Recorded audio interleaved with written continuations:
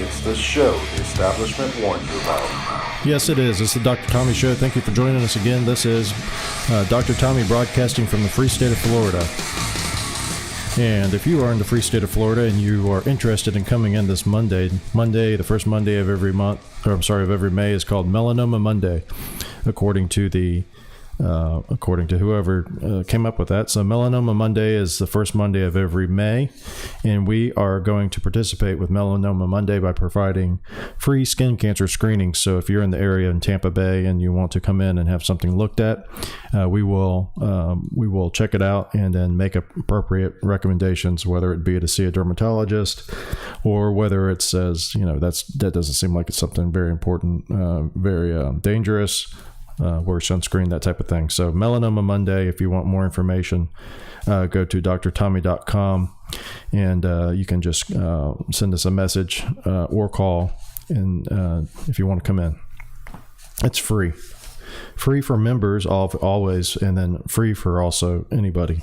So we did this a few times when we were in Wesley Chapel before, and we haven't done it recently, and we haven't done it since we've been here, I don't think. And we've been here almost 4 or 5 years now, so it's been a while. Anyway, I don't know. This is the new big news across all the board. It's Breitbart, Gateway Pundit, all the different ones are reporting this, and I'm sure all the quote-unquote legitimate news sources like CNN are reporting it too. But the economy is contracting, so that's 1 quarter now that we have, and as you know, or as most of you may know, that the economy contracts twice in a row, that is considered a recession. And some of the headlines are funny. It says unexpected contraction, and if you've been following any of the non-legacy news media, that means news that's not CNN or Washington Post, New York Times, blah, blah, blah. People have been predicting that there's going to be a problem for a long, long time, because obviously things are not going well. When there's shortages of food, shortages of things, the food prices are going through the roof. The prices for everything are going through the roof. I just bought some dirt a week ago, I think, because we're having a new concrete pad poured in front of the garage, right? So I had to level it out with some dirt. $250 for a truckload of dirt. That was a week ago. Got another load this week because I didn't know if it'd be enough. $275. So in 1 week, $25 increase. And it's just getting worse and worse and worse. So the economy contracted by 1.4%, I believe it said. And if you continue that, that's an unexpected contraction in 1.4% in the first quarter. This is going to be hopefully not one of the predictions that Donald Trump made that are going to come true, because if that's the case, it'll be absolutely horrible. But Trump predicted that this would be, if Biden got in office, we'd see the worst depression we've ever seen. So I pray that is not the case. But what is the case is, for sure, is if we continue down this trend of inflation through the roof and economy contracting, it is going to be bad. It's going to be bad, because it's a matter of time before businesses start shutting down, people start getting laid off, and then with inflation, high unemployment, oh boy. So stagflation is when there's a high interest rates and slow growth or no growth. So we don't have high interest rates yet, but in order to combat inflation, you're going to have to raise interest rates. And so if we do that, it may be bad soon. So I don't know what to tell you, except be on the lookout, be aware. I was just interested in how many of you drive electric cars. Electric cars are touted as going to be the next, in some states, it's going to be the only way to get around if you have a personal vehicle, is to have an electric car. So I think in California by 2040, can't be 2030 because that's way too close. But there's some date in the future when California, there's no longer be allowed to drive a internal combustion engine car, what we normally think as a car. And so my question for people who have electric cars is, when you go on a long trip, what do you do? For instance, this summer we're going to drive to Georgia, Helen, Georgia, for a vacation, right? If I drove to Helen, Georgia on a vacation with my electric car, how do I have to plan to get there? Because I know I'm going to have to charge it, I presume, before I get there. And they have these electric charging stations that are these super fast chargers, which is, I think, if I remember correctly, the super fast charger charges in like 45 minutes. So that's not super fast, but it's super fast compared to charging overnight, which is what I understand is what you have to do when you have a normal plug-in at your home, right? So how do you do that? How do you travel from one state to another state if you're going a long distance? I understand I think the optimal thing for an electric car is if you commuted in town, right? If you go from, let's say, Lutz to Tampa, that's about the 35-minute trip, right? You can charge your car overnight, and then you go park your car wherever it is, and hopefully where you park it, your company or whoever you work has another charger there. I guess you plug it back in, or do you wait till you get home? Either way, that would be optimal. You drive a short distance back and forth, you charge it at your destination, and then charge it again when you get home, or there's a charge for the whole day. But when you go on these long trips, how does that work? And let's say that it does take 45 minutes. How in the world are you going to scale this to where, for instance, in California, where they're going to have only electric cars? Right now, I was just listening to Glenn Beck, and they said, they already have brownouts there, right? And they're not going to do nuclear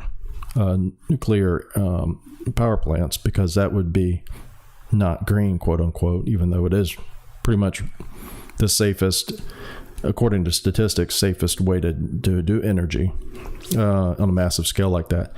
And it's also very environmentally friendly.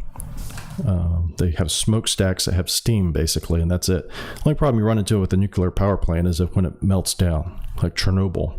Luckily, that doesn't happen very often. But anyway, that would be the major problem.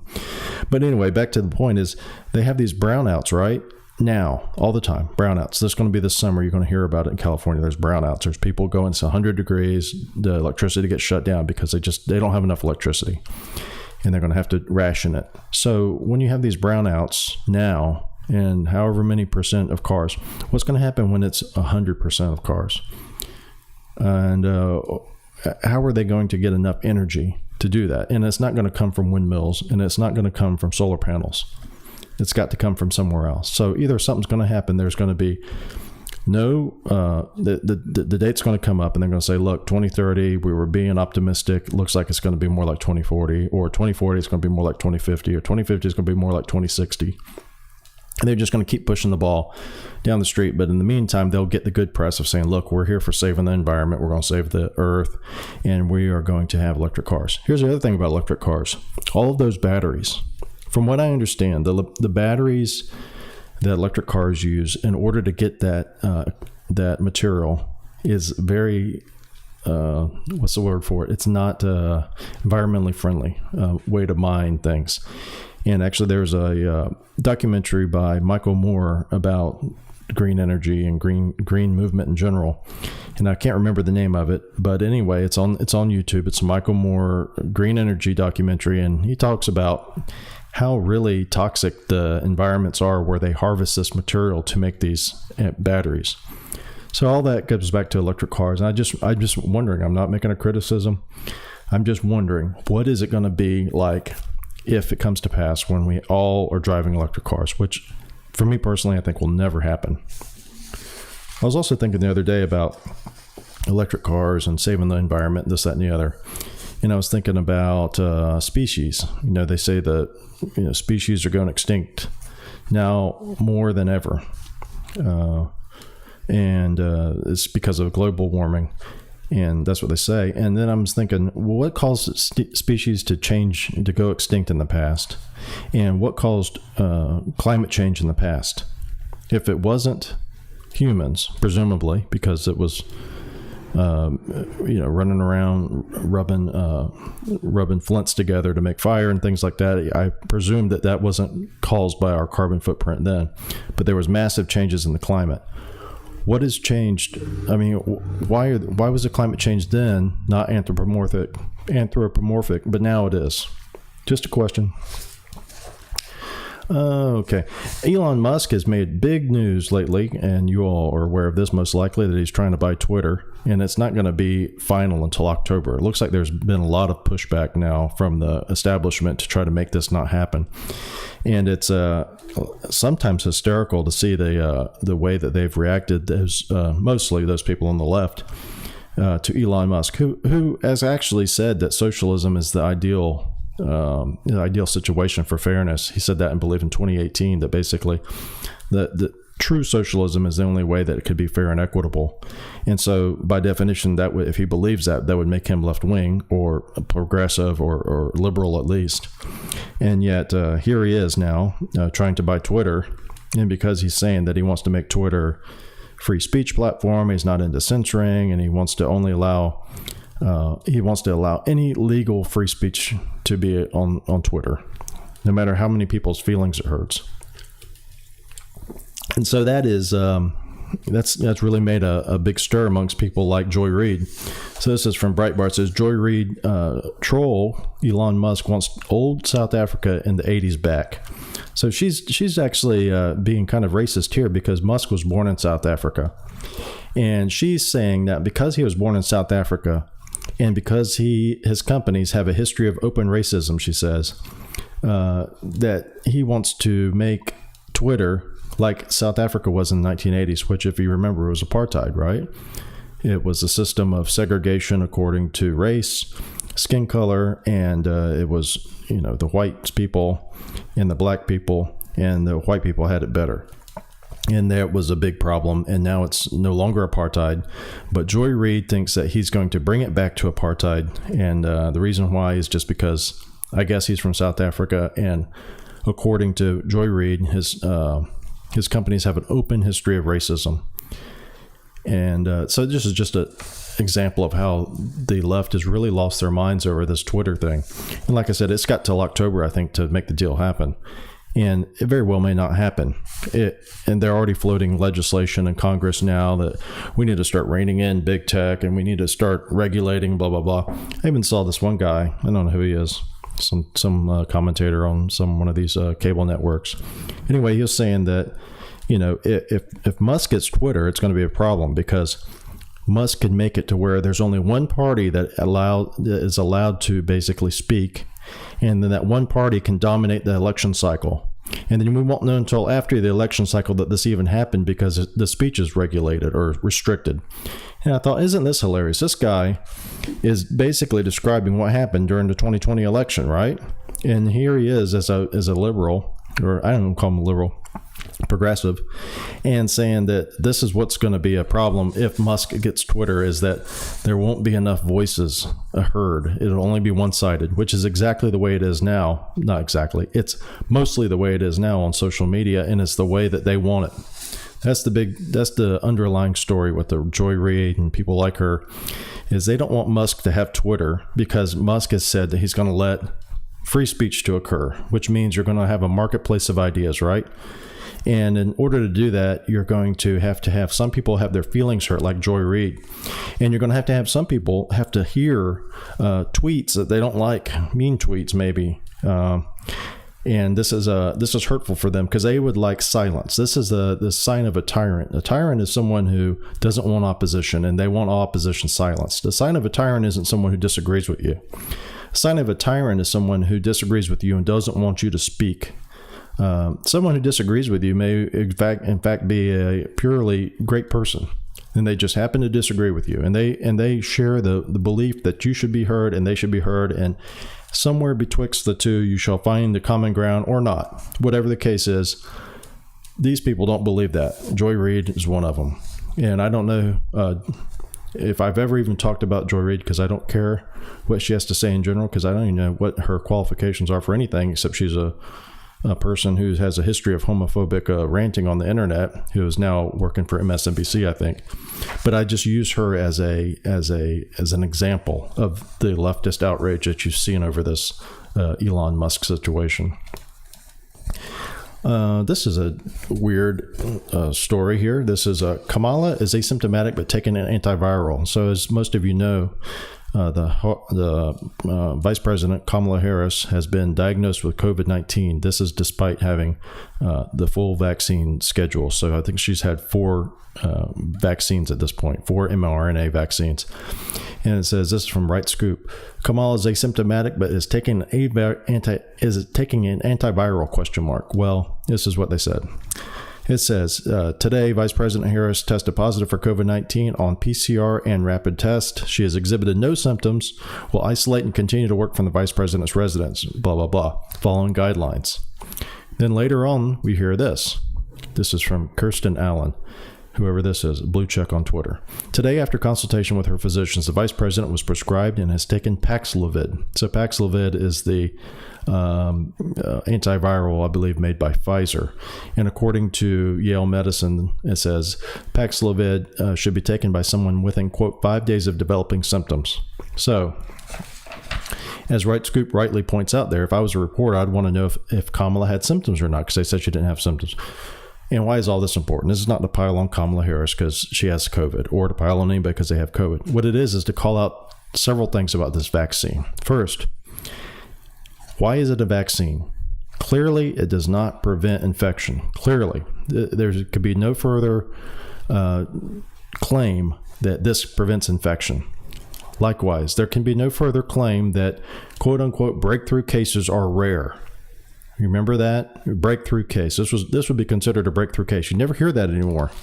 You know why you don't hear that anymore? Because people know for sure that a breakthrough case is a misnomer. This is not a breakthrough case. This is a case of COVID that happened with someone who is vaccinated, which is common.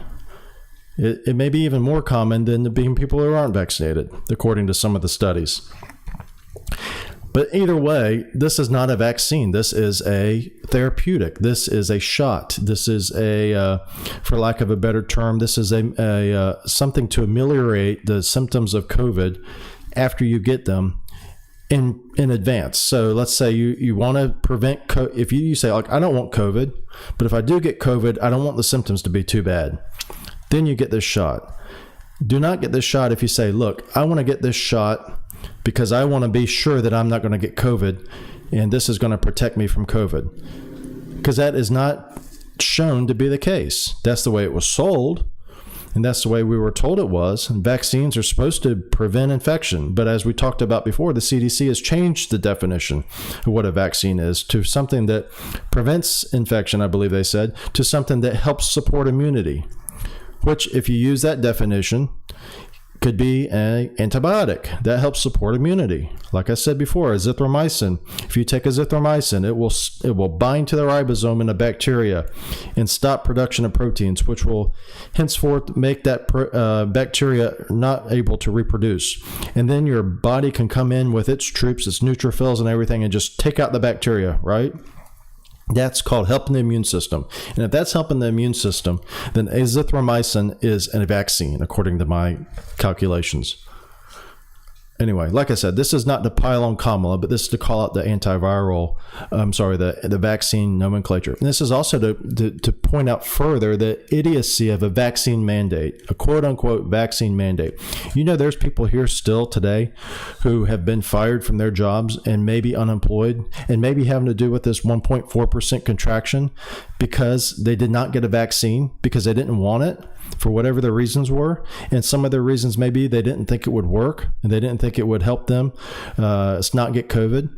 And they've been fired now. They don't have a job. And there's some people that are still have a job, but they're forced to be kind of a pariah. They have to eat outside. We know someone who has to eat outside, has to wear a face mask at all times, in all settings. This is interesting. There's someone that I know who went to the doctor to get to get a checkup, and the person was unvaccinated. And when she went in there to get her checkup, they said, "Do you have a vaccine? Do you have a vaccine?" No. Okay. No problem. No vaccine. Wear your mask. Put your mask on. She went in there. She sat down with the doctor. Doctor comes in. He says hi, usual, normal. How you doing? Whatever. Leaves the door open. During the whole visit, leaves the door open, which you've never had in a doctor's office, right? Never. But the reason why was why? This person was unvaccinated, right? They're unclean. They may have the cooties. They may have the virus. And you, as a vaccinated doctor, you are not going to have the virus. No way are you going to have the virus if you're vaccinated, which is entirely horse excrement, as you know, because the vaccine does not prevent infection. And back to Twitter, if you had said that on Twitter before, and you may even say it now, I don't have a Twitter account, but if I went on Twitter right now and I said the COVID vaccine does not prevent COVID, I may still get banned, because that is still the party line. It's like in 1984, where you had to simultaneously hold two conflicting opinions and believe them both to be true at the same time. That's the definition of doublethink. We have engaged in doublethink on COVID. We have to believe at the same time that COVID is prevented, or vaccines prevent COVID transmission. And at the same time, we have to believe that I am thankful for having the vaccine, because now that I have COVID, I have fewer symptoms that I would have had if I hadn't had the vaccine. So you have to believe both of those things simultaneously in order to be able to accept what the party line is on COVID vaccines. So, and there's people out there, like I said, who they have to take tests, they have to wear masks, they have to isolate, they have to be treated like pariahs. This is back to doublethink. They have to act like, because they're unvaccinated, they're unclean, they're a threat to society. Essentially, they are a problem, and we're going to tolerate them because we're good people, we're open-hearted people, and we need the workers. That's the other reason they're allowed to stay. We need the workers. Our business is going to go out of business if we don't have these workers. But at the same time, we want to exert our moral high ground on these people who chose not to get the vaccine. So we're gonna make them take tests. We're gonna make them use masks. We're gonna make them eat outside. We're gonna go make them wear a scarlet letter. But if we could, we would. And then at the same time, you got to say, now that I've done that, because those people are unvaccinated, I also know that the vaccine is going to be good to prevent COVID. But you also have to know that if a person comes in, say it's a medical office, and they get COVID and they have a vaccine, then you have to pretend like that's not even a contradiction. Because immediately I would think, if I believe the thing I was talking about before, that an unvaccinated person's a danger and everything else, because they don't have the vaccine, they may transmit COVID. And then someone walks in and they have COVID, and we test them and they have COVID, and you say, well, you've been vaccinated. It would blow my mind at that point, because that would destroy my whole premise of why I treated this other person so poorly. This is why I treated this other person like a pariah, because they were unvaccinated. They could spread COVID to me. Now, here I have a person come in now who has the vaccine, has 4 vaccines, like the vice president, and now she's got COVID. I mean, it's idiocy. It's insanity. And it is what we're living with today. And then she has the usual things is, it's like a template now. If you've had the vaccine and you get COVID, you have to say that because I have the vaccine, I'm so thankful, and I'm thankful for being boosted, because now I have no symptoms. Well, that's not what they said, though. That's not what they said the reason to get the vaccine was. That's not the reason people were fired for not getting the vaccine. The reason people were fired for not getting the vaccine ostensibly was because they're going to spread it to other people. As you know now, Kamala was walking around with COVID, and as Dr. Fauci has told us, you can still transmit COVID when you don't have symptoms. So here was Kamala Harris walking around, for some reason was tested for COVID, and even though she had no symptoms, I guess they're still testing every day there, and then it could have been spreading COVID this whole time. So that's the other thing about vaccinated people. What if you're vaccinated and you have COVID and you go to work? You're not sick, but you pass that COVID along to someone else. And what if the person who shares a cubicle with you, what if they're vaccinated too? And you spread it to them. And then now suddenly they got COVID and they don't even know, and they spread it to someone else. Aren't you just spreading COVID like wild? This is the things that they never explained to us or anybody, and they never even thought about. But at the same time, they came down with the iron fist saying, you must have this vaccine or you face these things. You have to be stressed out about losing your job. You have to actually lose your job. You have to jump through all these hurdles. You have to write up all these different things to say why I don't want the vaccine. You have to explain yourself to them. And now we're having this happen. I hope that the people who are young today are looking at this and seeing what a circus our government is, and how stupid our government can be. Speaking about stupidity, this is from the White House. White House coronavirus czar Ashish Jha. More money needed for, quote, more effective vaccines. Here we go. This is from Breitbart. And it says, it is possible that we may need we get a whole generation of vaccines in the fall or winter that may be more effective and more durable, White House COVID response coordinator Dr. Jha told reporters. It says, Jha said the Food and Drug Agency was working with Moderna and Pfizer pharmaceutical companies to develop new vaccines and urged Congress to pass more coronavirus research funding. Well, isn't that special? So here we go, back on this thing again. So is this going to ever end? Are we ever going to let it be just coronavirus? And are we ever going to treat it as the disease that it is? Or are we just going to always lead to this corporatism where we got to give money to companies so they can have exclusive rights to not be sued, and then hopefully make their vaccines mandatory so they make even more money. And at the same time, the vaccines don't prevent infection. And here we go back to the thing is, we don't even know what the coronavirus, we don't even know what the difference between coronavirus is. Why does coronavirus, still the CDC can't tell us. Is there anything besides the things that we know of, obesity and comorbidities? I mean, that's a very general findings. Is there anything that makes coronavirus more deadly in some individuals versus others? We still don't know that. I don't know if we ever will. I don't think it's in their interest to tell us, because their interest is just in continuing this cycle of paranoia, this cycle of constantly looking to the government, looking to Dr. Jha here for more help. We need more help from the government to help us figure out what to do with our lives, because that's what they want. This is more stuff from Florida. This is the Mickey Mouse hypocrisy.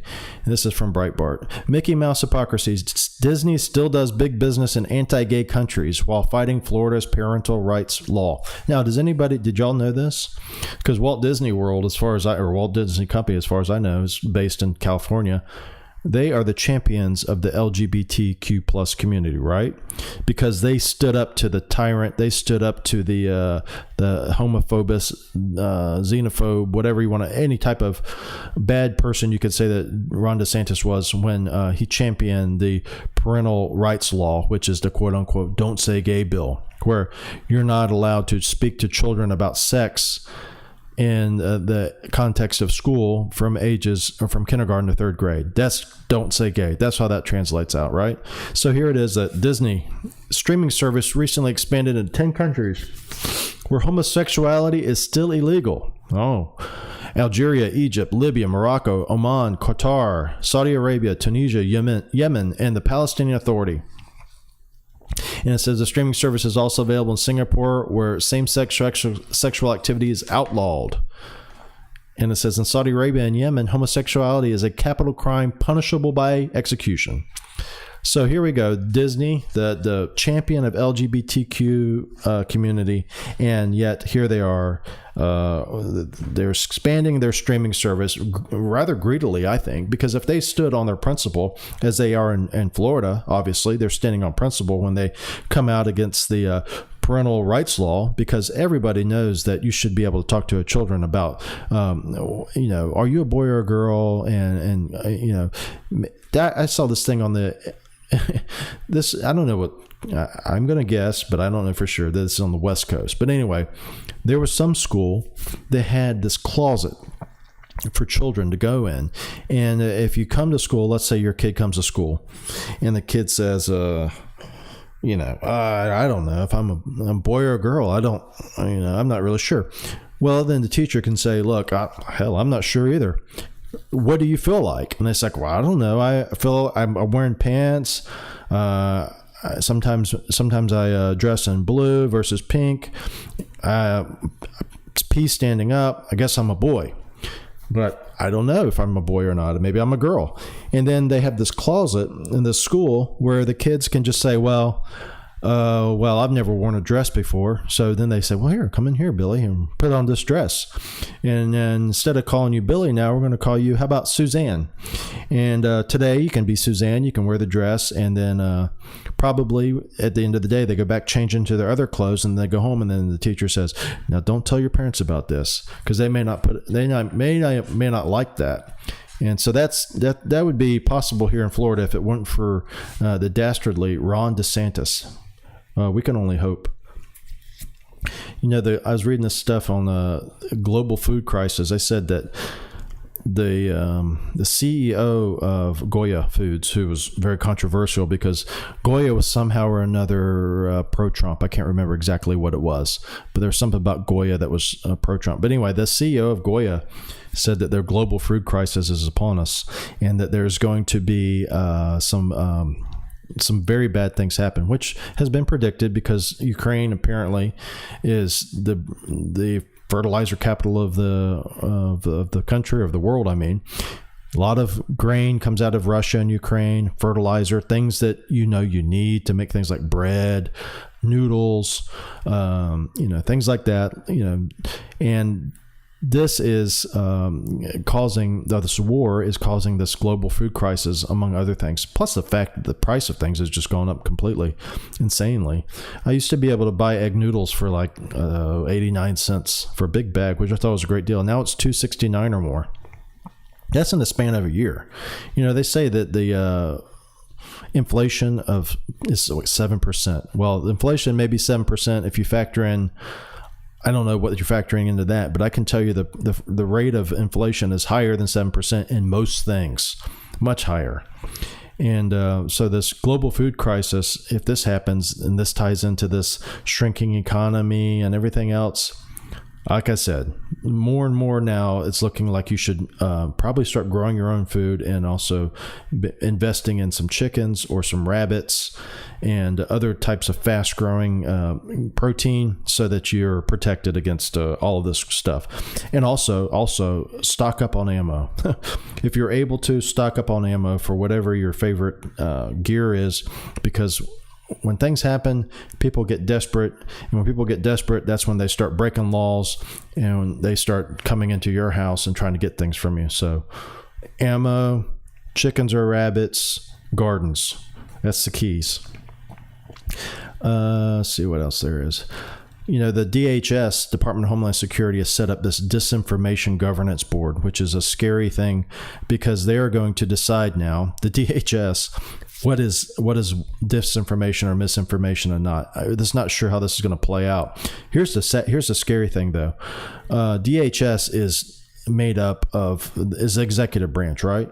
Executive branch is the president, right? President's elected. Okay. President's elected. Congress is elected.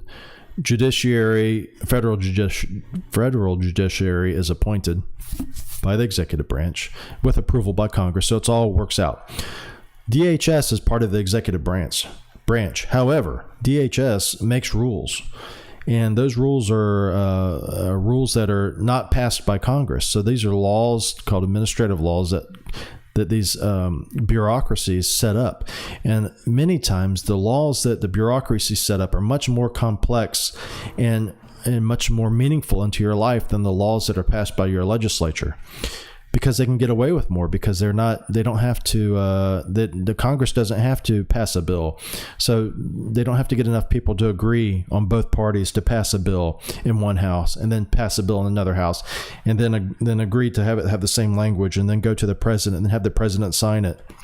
So the executive branch, the bureaucracy, which is part of the executive branch, can just pass these rules and these things. And unless someone challenges it in court, then they just go with it. So this DHS is going to set up a disinformation governance board. And I can guarantee you that this is not going to be good for free speech. Back to the point of Twitter, that the Joy Reids of the world say that Twitter was a wild west back in the day. And after Jack Dorsey and his buddies, they reeled us all in so that you couldn't go on there and just say whatever thing you want politically. You had to more or less walk on eggshells if you said anything about one side of the political equation. And then if you said something about on the other side, like, oh, maybe this laptop from Hunter Biden, maybe this is something, then you're going to get censored and thrown off Twitter. So we'll see what this disinformation governance board has to offer for us. Let's see what else here. So this is a thing that we have to be on the careful for is upcoming inflation. Be careful out there. don't spend too much money, try to get out of debt. All these things are important, and especially if you're young. Especially if you're young and you're in college now, this is one of the things that is good to know. The more debt that you accumulate now, the poorer you will be in the future. That seems like a simple thing. But for our college students, when you're in college and you're trying to live and you're trying to have a good time, you don't always, unless you're supported by your parents, and a lot of people are, which more power to them, but a lot of kids aren't, including myself. And then you have to go through life, kind of make ends meet, so to speak, between loans and credit cards, maybe a part-time job. All that stuff adds up. The more debt you take on in those early years, the longer you are going to set yourself back in the long term. So my advice to young people out there is to try to be as frugal as possible while at the same time maintaining your sanity. And that can be a fine tipping point. But you do have to maintain your sanity in school, and you do have to maintain your sanity in, especially, if you're in school for a long time, like medical school. Madison, the oldest daughter, just got accepted to UF for veterinary school. So she's going to be going to veterinary school at UF for 4 years. And it's going to be the first time that she's going to have to take on debt, because in undergrad she had her loans and she had scholarships and prepaid that helped her. But now she's going to have to take on some debt. So the important thing is because of this looming potential catastrophe, and I pray that it doesn't turn into a depression, but the chances are is we're going to go into a recession soon. The chances are there's going to be a lot of unemployment soon. And prices are still going to go up, and it's going to be a scary, potentially scary time. So just be careful out there. And then just try to do your best. If you're in Tampa, come in, see us. We'll talk to you about how to take control of your health, how to optimize your health, and also how to make sure that you have all of your screenings done. One of the things that we do here is a coronary CT angiogram. We don't actually do it here. We order it. This is very important, though, for those people out there who have a family history of early coronary disease, meaning heart attack. If you have a family member, and you're a man or a woman, you have a family member, first-degree family member, like father, mother, brother, sister, or even grandparents, I think I include in this, who had either a diagnosis of coronary disease, meaning they had a hardening of the arteries of their heart, or if they had a heart attack in their 50s, that's considered early coronary disease. If you had that, I would recommend highly getting a CT angiogram, which will look at the coronary vessels. If you haven't had, even if you haven't had that in your family, it's not a bad idea to have it, and it costs $300, which is not nothing, but it's still very cheap when you're talking about medical tests. And with that test, you get a picture of your heart. And if you go on drtommy.com, you can actually see the picture of what the heart looks like. That's actually my heart that I had done a few years ago, and it was clean, thankfully. But I had a family history of both sides of my family, or not both sides, my father's side of the family, on both sides of his side was strong history of coronary disease and cerebrovascular disease, and then himself included. So I got scanned and I'm clean. So that's good. Doesn't mean I'm always going to be clean. Doesn't mean I can just start smoking and, eating whatever I want now, but it is helpful to know that. Anyway, if you're in the Tampa area and you want to find out if your heart's clean, you can come in and see us, and we'll order that for you along with other things with our concierge medicine practice. And then come in to see us on this Monday, the 2nd of May, if you want to have a screening for skin cancer. Okay? So it's good to talk to you guys. We'll see you next time. Bye-bye.